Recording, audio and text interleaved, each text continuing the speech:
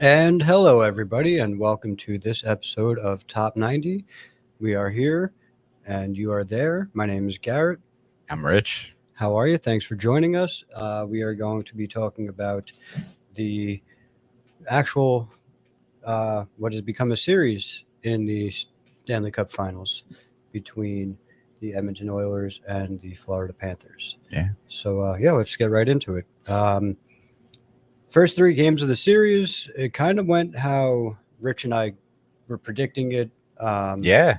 well, actually, first two games and then the first two periods of game three was pretty much dominated by Florida. Yes. They played the exact game they wanted to. Yes, and then something switched, and Edmonton made game three close. They wound up losing the game 3-2. I think That was 4-3 4-3. 4-3. A game that they were down Yeah. early. They were down 4-1. They were down early 4-1, and then they scored two goals in the third. And since that point, they've just, I don't know, they've looked like the team that was running through the West after Knobloch took over. Like as we've stated, there was a couple hiccups, but for the most part, they were just not. They were one of the best teams in the league from the point of like game 13 of the season going forward, and now you can see it. They're starting to get that confidence back. They're starting to roll four lines, and they look good. It's they've been outscoring the Panthers. I think it was up until um, the Panthers scored a couple of goals in Game 5 to get it closer. But Edmonton was outscoring Panthers like 12-2 or something at one point, or 11-2, which was the complete opposite of what the series started out as, because I believe it was an 11-1 advantage for the Panthers. Okay. So, yeah, sorry, Rich, I've been talking a lot, but No. what do you think so far of the series? I don't know. Like you said, I mean, I pretty much the 3-0 wasn't surprising to me at all. I mean, I kind of expected it.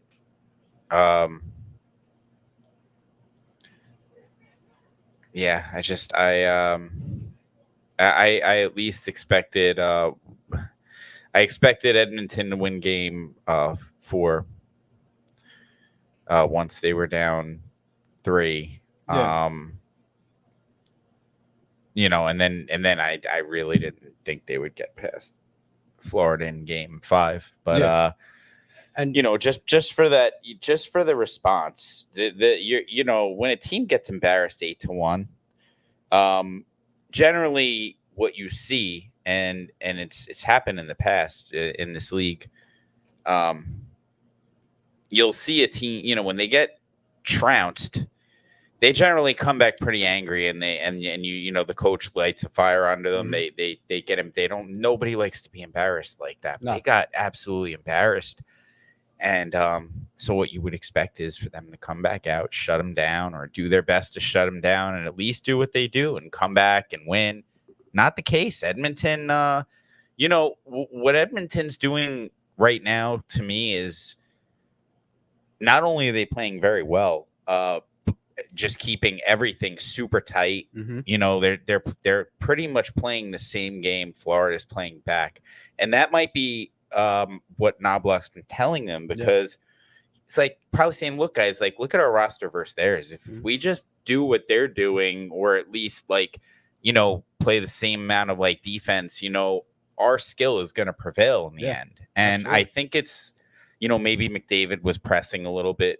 Maybe Draisaitl, maybe these guys are pressing a little bit, but now they're keeping it simple, and McDavid's coming through, and it's 3-2, and they have life. They're going back to Edmonton, and it's a chance for some of these other guys to, put their say in. Corey Perry scored a big goal in that game. So, yeah, I mean, it's I haven't been able to really predict much since game 3, or game 4. And even that, the way I saw that game unfolding was completely different than it did. So, yeah, I didn't expect it to be a complete whitewash. I Yeah. thought Edmonton. I didn't think that it was going to be a sweep. I thought Edmonton would find a way to win a game, and I thought they would. I thought it was going to be game 3, but they didn't win game 3. But I knew there was no way they were going to leave Edmonton without winning one of those games. Yeah. There was no way. So they win the game, but I don't think anybody expected 8-1. Like, oh man, they came out and the game was 1-0 early, right? Because they scored. Edmonton scored a shorthanded goal, which they did also in game 5, which is starting to be a trend now with Florida. Because I think I heard that. Yeah, that was it. It's never happened. I think that was their 5th shorthanded goal that they've let up in this playoff run so far. Yeah.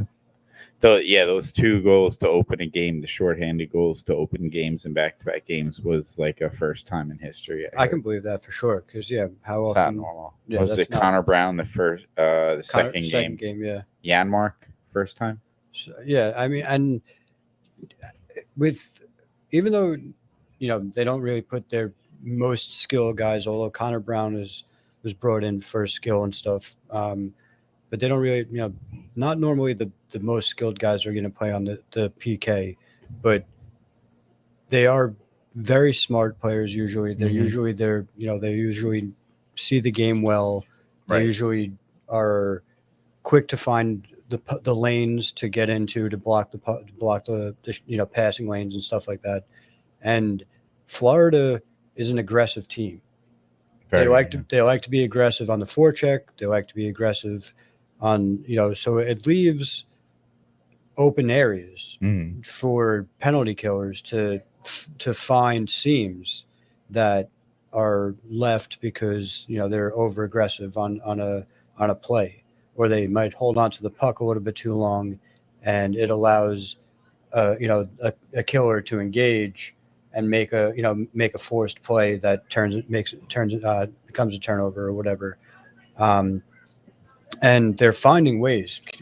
Edmonton is finding ways, because even though with the 2 shorthanded goals aside, Florida's power play is, I don't know the exact numbers, but Florida's power play has not been good, especially comparative to what it was leading up to this series. And but going back to your point with Edmonton turning and starting to play more of Florida's game, you started to see that, because the first couple games, Edmonton wasn't really engaging too much after the play. You notice, like, there wasn't a lot of like pushing and shoving on Edmonton's part. They were kind of like, not how they're built. Yeah, because it's not how they're built, and it's not really how the rest of the series that they've been in have gone, because the teams that they played didn't really throw their body around. They were more skilled teams. Unlike, a team like, like the Florida, like the Panthers, who like to throw their body around. They like to get physical. They like to play after the whistle, stuff like that. But you're starting to see this with Edmonton. You're starting to see them, taking guys out in front of the net after the whistle. They're starting, you're seeing it more than what you saw in the first couple games. And I think it's starting to wear Florida down. And I think it's starting to that's why it's turning the tide. It doesn't matter, because who knows what's going to happen game 6 tomorrow. Right. But, I mean, we didn't think it was going to be a series, and now we got a series, and this has the shapings, this has the makings of what could be a classic, Yeah. I mean, Edmonton gets that win. Obviously, it'll be 3-0 to game 7. So, yeah. And that, sorry to cut you off, but if that happens, that would be the 29th time. I think I saw a 29th time that a team came back from 3-0, and only twice did they actually win. In the Cup finals? Yeah. Okay. Oh, no, I think Well, yeah, in the Yeah, Cup final, yeah, it in the would Cup have to final. be that because I know there's Yeah. at least 4 Yeah, in the Cup in finals. history. Yeah, in the Cup finals. Islanders did it. Mhm. The Islanders did it. The Flyers, or was it the Flyers? I know the Sharks did it. Mhm. Or no, the Kings did it against the Sharks. And did Yeah, the Sharks were up 3-0. That was the year the Kings won the Cup. One of them. when Boston when Boston took out Toronto when they were was it not that? Well, that was 3-1. Yeah, I think that might have been 2-0 and then 3-1. I'm not sure though. Game 7. Either way, so it doesn't happen often. Yeah, in all sports sure. it doesn't happen. But either way, yeah, I would love to see a Game 7 because I'm not. Yeah, ready for me this. too. I'm not ready for the hockey season to end. You know, I don't Me want to have to neither. wait till freaking October to watch hockey again. Yeah, especially when you know, the team we're watching is gonna be like a joke more than likely. More than most. We get to likely. right now. We get to watch, the best of each conference as it played out, and go back to watching professional Pee Wee hockey Yeah. in a few months. Yeah. I mean, I try so hard not to get emotionally attached to the season by season. You have to. We're And then I do. lifelong fans, dude. Like I was carefree this year because I just didn't expect much, and then they fucked with me. Mhm. They really fucked with me Yeah. hard. They made me believe. They were like, "Oh, you're not gonna believe, asshole. Watch this." Watch it. And I mean, believe, Multiple and times they're like, "Oh yeah." Yeah. You were like, "Oh yeah, fuck, these guys are dead." But So anyway, yeah, back to the digression. the matter at hand. Back to the matter at hand. Also, some major news in the league. Yeah, some things have happened. There's been some moves, A few moves. a couple moves. So you want to get talking? I know that the Devils, I think they are trying to shore up their goaltending situation. Yeah, it barked up the wrong damn tree. I mean, I called it with Vanacek.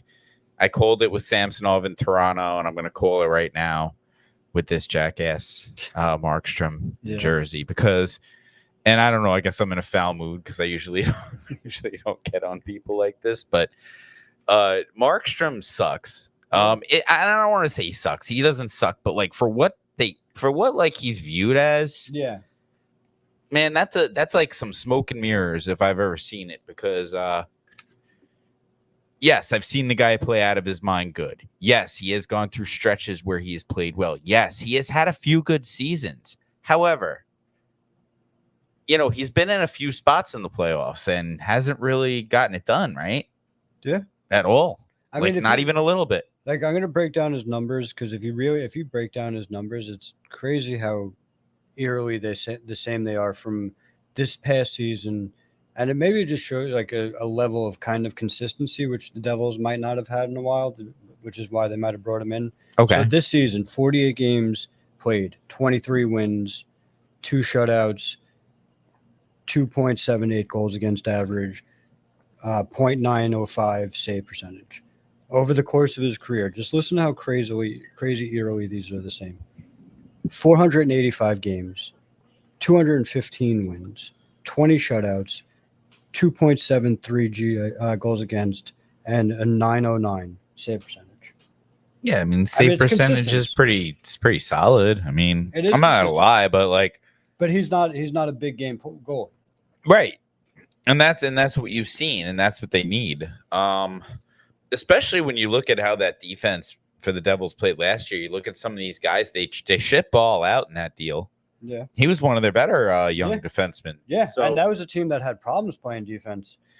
Yeah, so that's what the Nemec was a nightmare last year.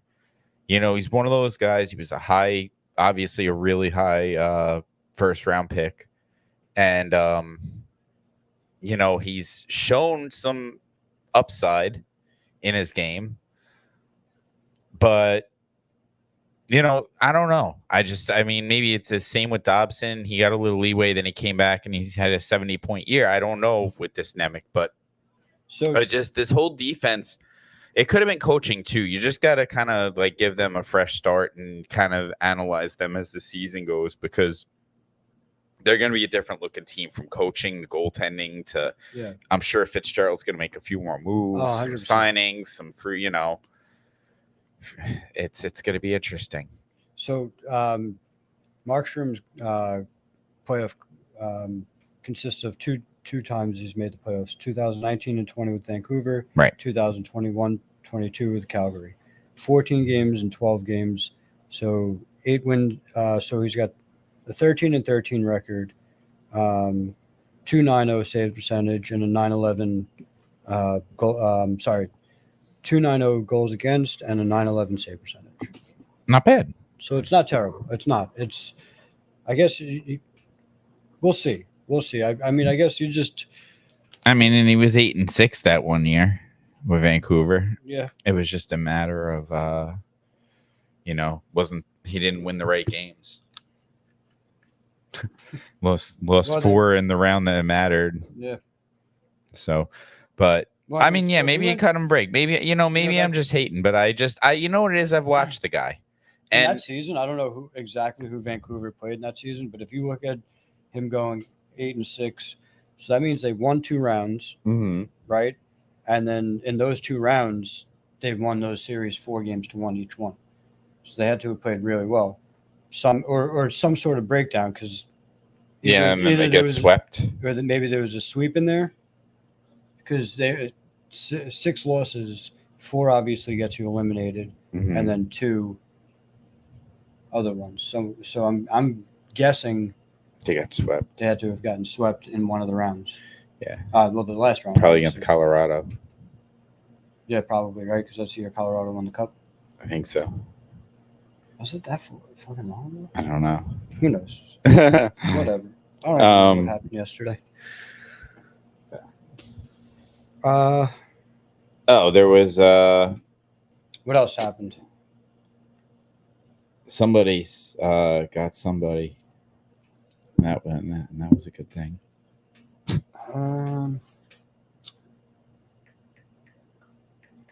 What's his name got waived? Barclay Goodrow got waived by the Rangers and got claimed by the Sharks. Yeah, and the Capitals traded. Pierre-Luc Dubois is no longer a part of the Kings. That did not last very long. No, but I mean, this is like the PLD carousel of teams that he's gonna complain about and why it's not, why it's the team. Why it doesn't work, yeah. But I digress. I'm tired of players like this. Yeah. He literally he was highly touted, drafted high, and from that came some entitlement. Guy never accomplished anything, never did anything, and he's just such a spoiled. Yep. Just his attitude is such crap, and I'm just tired of bickering with these people online because it's pointless. Yeah. Why they're trying to say that he's some good dude like, you're not in the room. I'm like, dude, I don't need to be in the room. Like they do. He's here. Nope, that doesn't work. He's there. Nope, that doesn't work. They trade him. Yeah. What is it? He, for as young as he is, he shouldn't have had that many teams. Yeah. And I 100% agree. 100% agree. I just think that it's a move that 100% makes sense for the Kings. Like Rob Blake. Oh yeah. For him to haul in Kemper, who had, we'll call it an off year, but let's be real, the Capitals were a different team. They weren't, they. I mean, if you think like Darcy Kemper for Pierre-Luc Dubois straight up, who do you think wins that trade? The Kings. Kings, right? Hundo. But even though, so Kemper's fucking save percentage and goals, like he was not that good last year. No, he had an off year. Off year, but again, the Capitals, their back end was just, it wasn't great. Yeah. And they were under a first year coach, I think. Wasn't Carberry, wasn't that his first year? Mm-hmm. So there's a little bit of turmoil there. I don't think you could judge it. I think when you look at his entire resume, you look and you see very good numbers, and he recently won a Stanley Cup. Yeah. You probably could have put a garbage can in net for the Avalanche, but I'll be real. That's a really ignorant statement because I remember Kemper actually played really, really well for them throughout the playoffs. So it's not like, the Avalanche went out and dominated every team every night, and there were no shots on goal. Yeah. He was solid. So I think it comes down to he goes from a place like Washington where there was a lot of like, new things going on, and he just came into an environment that wasn't really set. Mm. And you go into an environment in LA, and they're a pretty consistently run team when you look at the way they play their game. They have a good system. And when you look at guys like Cam Talbot, who has struggled in many other places he's been, and he hit LA, had a long stretch of success. Phoenix Copley, another guy, really long stretch of success in LA. This is a testament to the system and the way this team plays. Yeah. You put a guy like Kemper on that team, it's a sleeper. Yeah, it's a sleeper. He's a sleeper. He's probably gonna be their starter. He's at least gonna get every opportunity to take the job at a camp. And then of course he's gonna have who do they have? I don't even know. I can't keep track anymore. Yeah, they have Talbot, but is he a free agent? So like if Talbot's not a free agent, they clearly they don't have enough faith in him. They felt the need to acquire another starting goalie. Yeah. So on a little bit on Dubois.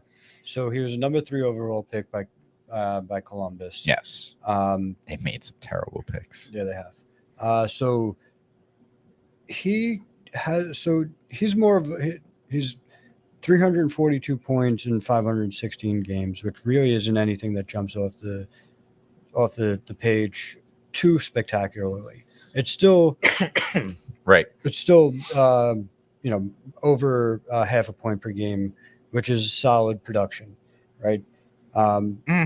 It's not for somebody who's making fucking $8.5 million a year, right? He's usually a top and not for somebody who's 6 player, 3 overall, right? For sure, no. He gets minutes usually. So, what I think this could help is what number would look good for me was the 197 assists. It's nothing crazy. Again, it doesn't really it doesn't pop off the chart. 197 assists in 516 games is like it's less than 0.2%, 2.2 assists a game. But he could find a nice niche next to Ovechkin. Because if he could dish the puck, Ovechkin could score. Wasn't Ovechkin like a minus 30 something last year? Yeah. If he's next to Ovechkin, they're both could be like a minus 50 each. Because he's a liability. But I think that like aside from the years that Ovechkin was playing underneath Trotz, Ovechkin really never paid too much attention to the defensive side of the puck. Trotz turned him into more of a defensive-minded player because that's Trotz's fucking game. But like he always threw the body though. He always throws the body, but that doesn't translate, as you know, to offense. Right. Oh, obviously, yeah. To defense, rather. Correct. Because it definitely translates to offense. For him. Like for Ovechkin, he's a career. He's a career +3 player. Oh no, that's the playoffs. Sorry. He should be a lot higher. I know for years he put up plus numbers, but I just feel like in his old age and the way the team has gone, and just like I said, just the young, it's they're not. It's not business as usual for them. There were a lot of changes and, people in and people out. Kuznetsov is now, obviously they traded him. He was out for a while anyway because of his problems, and Backstrom they didn't have. So just a whole different team. He's a +45 over his career. Yeah, that makes sense. He's usually a plus player throughout the years. So it was a noticeable thing for him to have a minus whatever he had last year. It was a lot. The number might have because they made a run to almost make the playoffs. I know they were playing better. He might have cut into that minus number, but it was big at one point. It was definitely. Well, and he also because he wasn't scoring goals. Right. Yeah. It took him. So he wasn't doing the scoring, and then he was on a team that wasn't scoring many goals, but was giving up a lot of goals, which is gonna definitely fuck up your plus minus. Right. Because he's not doing any. He's not adding pluses by being out there when goals are scored or scoring his own goals. And if you're scoring them on the power play, then it doesn't matter anyway. So it makes sense for the. That's why like people are like, oh, Connor Bedard shouldn't win the rookie of the year because that was absurd. Because his plus minus is fucking is atrocious. It's supposed to be. Yeah, he's on one of the worst teams in the league, for what in essence was for the most part of the season a minor league team. All of the players except for freaking fucking who was the only one? Nick Foligno was right. Was it Foligno? They had Nick Foligno, yeah, but huh? Wait, what about Nick Foligno? Wasn't he like the only one that didn't get hurt or get fucking kicked off, like get suspended? He got hurt for a little while. Yeah, he was out. But like, wasn't he like they were like roommates and stuff, and I think he took him under his wing. Probably. I don't know much about that situation. And then they re-signed him or whatever. But either way, that team was built to not to be good. Yeah. I mean, they weren't supposed to be. Like they're supposed to be okay. They ended up with the second overall pick, I think. Yeah, I mean, things didn't go well for them. No one expected them. Like a lot of injuries, including Bedard.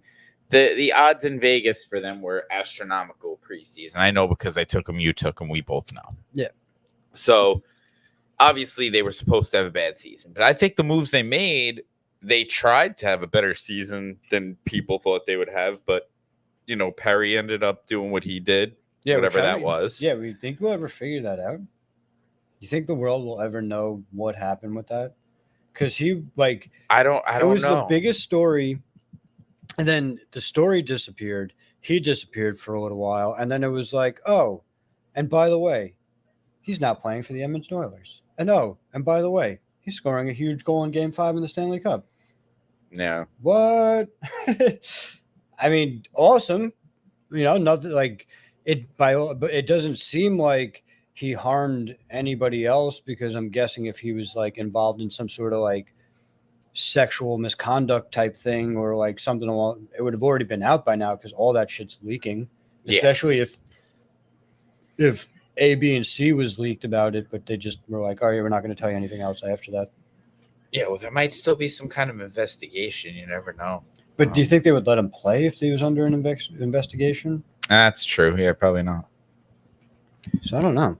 It's crazy. But it's probably a gray area. He probably it was just. I think it was a team. It was like a code of conduct. Yeah, for the team. Right? For the team, it wasn't like a league thing.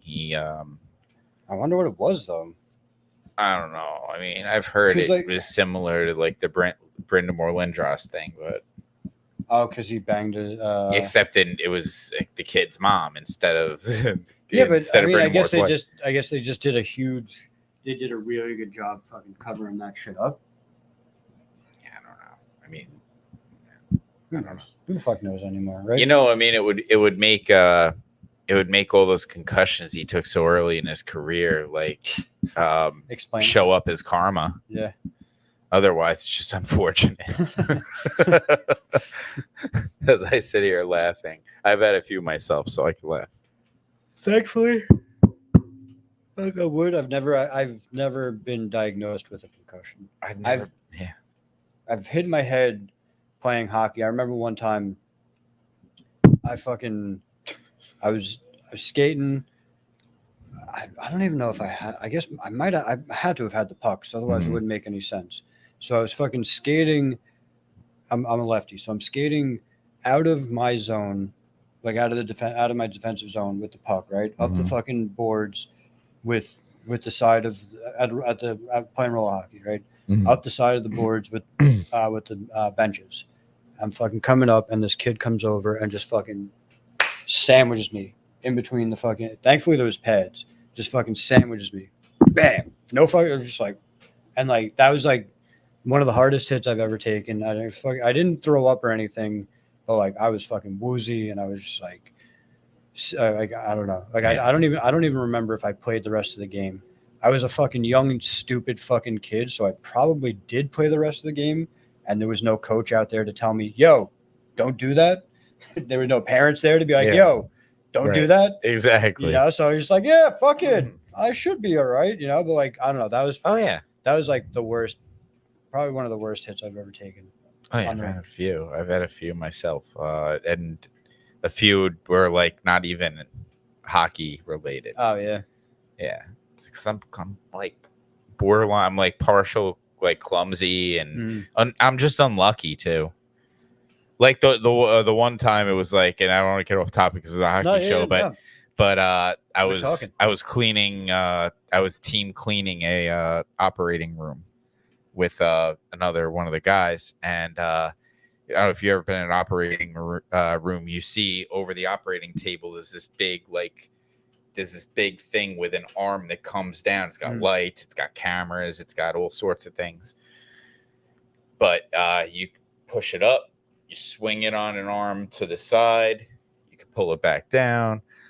I had bent down to get something, and the dude pushed the thing over, and when I got up full force, Fuck. I don't remember anything but hitting my head and just being like not having really any idea what the hell was going on. And then it was bad. And then I ended up getting seen by the doctor at the hospital. Doctor at the hospital, and she's like, "Yeah, no, you need to follow up." Oh shit! Like, okay, I didn't.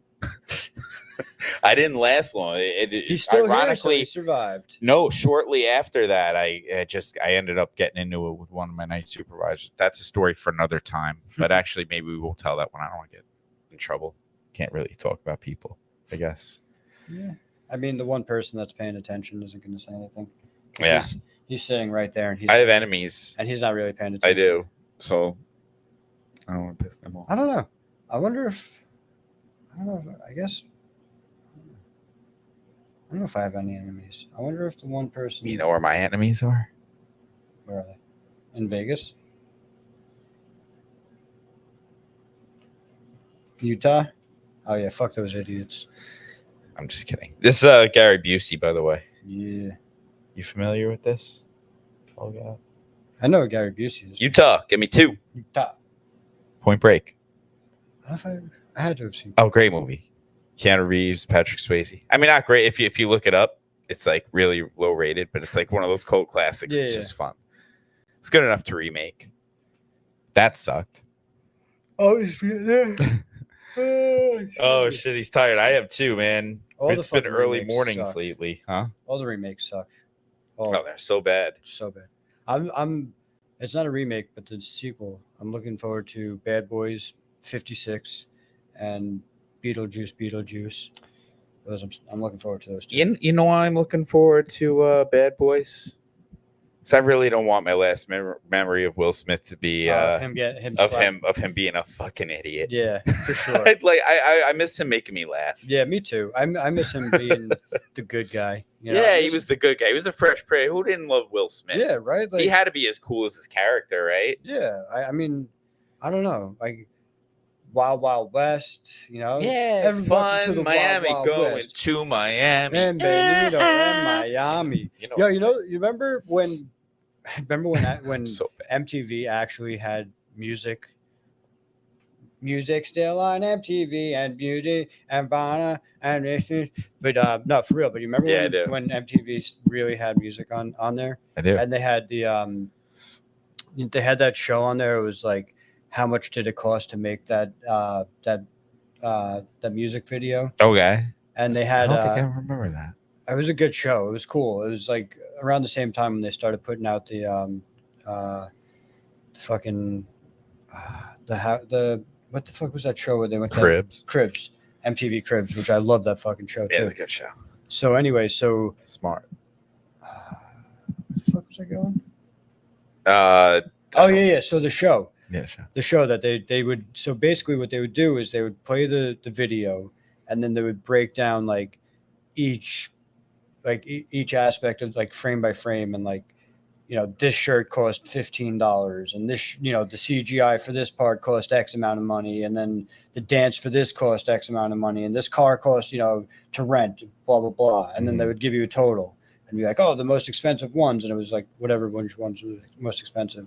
But I remember the one for Will Smith, the Miami, Welcome to Miami. You know how they're like, "En Benito and Miami." Mm-hmm. They fucking had on there Spanish lessons, $25. It was like, what? There's no way they paid somebody 20, whatever I don't know. I just, I threw out $25, but whatever the fuck, $250 or whatever fucking number they made up. They're like, you're just throwing shit out there. 5 grains of sand, $46. It's like, what the fuck? Spanish lessons. Nobody on set knew how to say fucking welcome to Miami in fucking Spanish. They had to hire somebody. The fuck? What? Bienvenido. Benito and Miami. It's like, you hired somebody to teach you how to say fucking welcome to Miami. So stupid. But anyway, I digress. That's anytime I hear that fucking song, that pops up in my head for some reason. Like, that's my connectivity error. Association. I don't know, Richard. What do you think? You think there's going to be a game 7? I don't know what to think anymore. Yeah. I honestly think that I think if Florida doesn't get their shit together, then you're damn right there's going to be a game 7. Yeah. And probably a game 7 lost by Florida. Because Skinner looks pretty focused right now. If we're going to get back to it, Skinner's played really, and like Skinner was, I think what we both thought was Skinner was the one that was the difference between Skinner, like the fall off was between Skinner and Bobrovsky. Right. And right now Skinner is by far outplaying Bobrovsky. Yeah, he's been very, very good. And at the start of game 4, at the start of game 5, Panthers were pressing, and they weren't getting a lot of shots on net, but Skinner made a couple nice saves, and they were pressing early, and Edmonton fucking came out with that shorthanded goal, and it kind of set the tone. And I think that's going to be the difference. If the Panthers can't find some fucking power play goals, then they're going to be done. Yeah, you're right. Be done, son. I think they will, though. I think they will. They got some guys on that team that can really. They get open. Senko comes to mind. Yeah. Senko comes to mind. Reinhardt comes to mind. Barkov comes to mind. Fuck, Evan Rodriguez these days comes to mind. Yeah. And who I haven't even thought of? Our good old friend, Verhaeghe. God, he's been pretty solid since game 1. Yeah, he's been really good. So yeah, you got to figure it's at the end of the day. Does Florida lose 4 games in a row? I can't imagine. Highly fucking unlikely. Right. I think that's what. And I was listening to an interview. I don't know if do you listen to 32 Thoughts at all? It's a good podcast. When they start listening to me, I'll start listening to them. I like it. I like your thought process. But yeah, so those 2 guys do a good job, even though they don't listen to us. Nobody does, for that matter. But we got to start somewhere. Yeah, but me and you do. We got to push this more. That's the thing. I think because we don't really. Nobody knows when we even air. Nobody even knows that we have Lewis Black here all the time. Yeah, nobody. You fucking shit me. No, you're here every single week. Yeah, every week we put you on this table. Yeah, and that's true. We are not shitting you. They do not know you're here. So, but yeah. So, I don't know. I'm pretty hot and I'm pretty tired. I'm hot. I'm tired. This was supposed to be a short one. There's only been 2 games because of the distance. It's been since actually it's been a few games, but there was a week between pretty much the last series and the Stanley Cup starting, and then it's been like the games have been there's only been like 2 games or 3 games since we've done the last one, even though we missed a week. Yeah, Crazy. because this is the furthest traveled Stanley Cup Finals ever. Yeah. I don't know the exact distance, but it's 6 hours flight. So obviously that's I'll tell you straight up. Like, I could think in my head without looking it up. I know already what the other one was. what the other longest series was. The one. Hold on, don't tell me. I want to see if I can figure it out. It had to have been the Calgary. That's what I was thinking. And The fuck did Calgary play that year? come on. Who the fuck did they play? Come on. Not Philadelphia. The year was 2003. Oh, it's Tampa Bay. That one. Yep. I thought it was the one they lost. I thought it was the one they won. Or was it 2004? I don't remember. I think it was. Shit, was 2000? I think it was 2003. Bolts. I don't know. I was actually. I don't know if I told the story on air to the nobody that's listening, or if I told the story to you because you're probably also not listening. But when that series was happening, the Bolts and the Flames, Mm-hmm. I was in Clearwater, which is like. Oh, really? right- Yeah, I know. I used to live out there. Which is right. So yeah. So Yeah, I know. it was cool as shit because like all the games were on TV. I actually think somewhere I still have from the following day because I was there when they won. I think they still have the paper from the following day, like about when them winning the cup and stuff. And I remember watching on TV I think we were in a pool hall. I was with my ex-girlfriend at the time. That was the thing to do over in that area back in the day. Yeah. That's what everyone did. Yeah. I was always in pool halls too. Yeah, We probably so- actually used to see each other and I had no idea we were in the same place. Probably. When was this? 2000.